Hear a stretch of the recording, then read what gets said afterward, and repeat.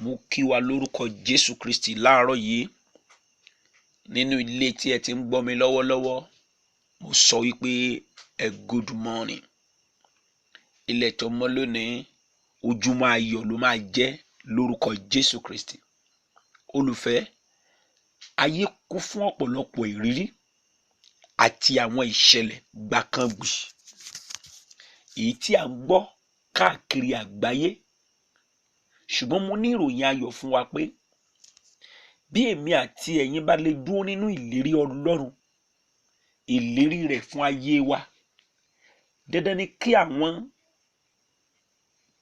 ìlérí wọ̀nyí kó padà wá sí ìmúṣẹ nínú ayé wa. Àwa ni ká dúró nínú ìlérí Ọlọ́run fún ayé wa. Àwọn ìlérí kan wà tí a ṣe fún wa láti inú ọ̀rọ̀ Ọlọ́run. Àwọn ìlérí kan wà tí a ṣe fún wa látojú àlá wa, nínú ìran, nínú ìgbóhùn. Àwọn ìlérí kan wà tí a ṣe fún wa láti ẹnu àwọn ènìyàn Ọlọ́run tí wọ́n wá jíṣẹ́ fún wa. Àdúrà mi ni pé àwọn ìlérí àti májẹ̀mú yìí fún ayé wa yóò wá sí ìmúṣẹ. Èyí tí èmi àti ẹ̀yin ńlá kọjá kò ní padà ṣekú pa wá. Mo rántí pé ẹnìkan fi àwọn àwòrán kan ránṣẹ́ sí mi látòkè òkun nípa àwọn ọmọ Nàìjíríà tí wọ́n ń travel nínú ọkọ̀ ojú omi tí wọ́n ṣègbé lójú ọ̀nà, tí wọ́n á fi òkú wọn létí odò òkun ńlá níbi tí wọ́n fi ránṣọwọ́ sí mi. Abẹ́ àwọn ẹbí wọn kẹ́dùn. Àsìngbàládùá pé lórúkọ Ọlọ́run Ísírẹ́lì pé Ọlọ́run nínú àánú ẹ̀ yóò tu ẹbí wọn nínú. Ṣùgbọ́n mi ò mọ bẹ̀rẹ̀ ìtàn, mi máa rìn ìtàn, ṣùgbọ́n mo kàn mọ̀ pé bí wọ́n á ti jẹ, bí wọ́n á ti mu, bí wọ́n á ti jẹ́yàn láyé náà ló bá lọ. Bóyá yẹn ló fà á tí wọ́n fi wọ́n ṣe àdìmẹ́rù. Ṣùgbọ́n mo ní ìròyìn ayọ̀ fún wa pé kò síbi tó wà lórílẹ̀-èdè àgbáyé tí Ọlọ́run ti lè gbọ́ àdúrà ẹ̀. Abúlé ló wà, ìgboro ló wà, sáfíìsì wa kò sáfíìsì, nẹ́tíwọ́ọ̀kì wa kò sí nẹ́tíwọ́ọ̀kì, òjòrò òjòrò, kò síbi tó wà láyé tí ojú Ọlọ́run ò tó láti gbọ́ àdúrà ẹ̀. Ìyìn kankan ni màá kàn fẹ́ kí a ṣe, jẹ́ ká dúró nù lérí àti májẹ̀mú Ọlọ́run fún ayé wa.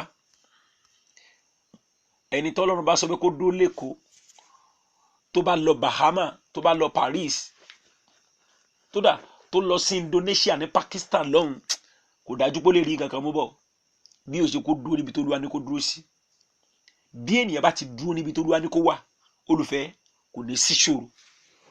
Tó ń wọ́kọ ni, ó ń wáyàwó ni, ó ń wọ́ ọmọ ni, ó ń wáṣẹ́ ni, gba ohùn Ọlọ́run gbọ́, dúró níbi tí Olúwa bá ní kó dúró sí. Wò ó, tó bá dúró níbi tó Olúwa ní kó wà, àwọn èèyàn máa wò ó pé báwo ló ṣe ṣe ni, kó dẹ̀ ní ìtẹ́lọ́rùn. Ẹ wò, ẹ jẹ́ ká gbọ́ kí ni orin yẹn sọ fún wa. Wọ́n ń kọrin yẹn fún mi lóru mọ́jú. Nínú orin yẹn lóru mọ́jú ni àwọn áńgẹ́lì ń kọ létí mi tí mò ń gbọ́. Mo ní kí n kọ́ létí tiwa náà kájọ kọ́. Ó ní, standing on the promises of Christ the King, through eternal ages let his praises ring. Glory in the highest I will shout and sing, standing on the promises of God. Standing, standing, standing, standing on the promises of God, my Savior. Standing, standing, I am standing on the promises of God. Standing on the promises that cannot fail.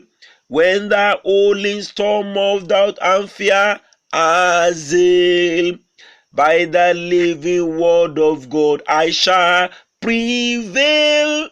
Standing on the promises of God. Standing, standing, standing, standing on the promises of God, my Savior. Standing, standing, I am standing on the promises